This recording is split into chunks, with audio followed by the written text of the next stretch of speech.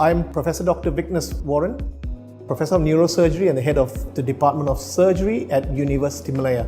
I'm also the Director of the Center for Biomedical and Technology Integration, or CBMTI. So we were one of the first groups that pioneered the use of 3D printing for training in neurosurgery. When we first started to develop our models, we only had printers that could print in a single material. And the problem with that was we had difficulties mimicking skin and bone and cartilage and mucous membrane and tumor, for instance. Once we got hold of Stratasys multi-material printer, we were then able to print models which could mimic, for instance, the texture of the nose, the linings of the nose, as well as the more firm and harder tissues at the back of the nose. And this we found very useful, especially when we were wanting to teach our trainees how to handle various tissues.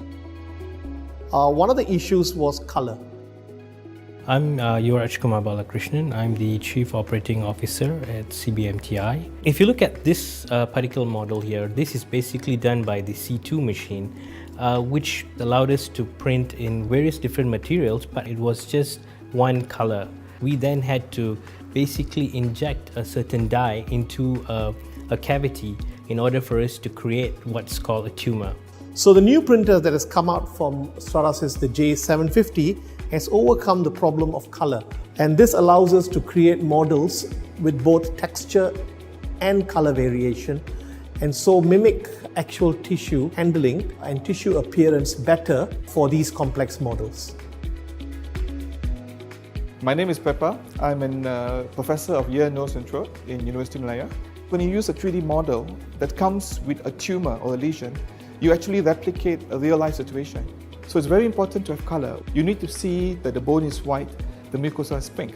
Only if there's a color separation, then only you know you're on the right plane. So here you have a model of the head based on a patient with pathology, and you're simulating the entire surgery exactly as how it is before the surgery itself. So this is exactly like a flight simulator. A pilot who sits and does certain hours in a flight simulator before he gets certified to fly. The surgeons that train on these models are much better prepared in terms of dealing with complex surgeries, simply because they are able to train and retrain on these models until they perfect certain procedures.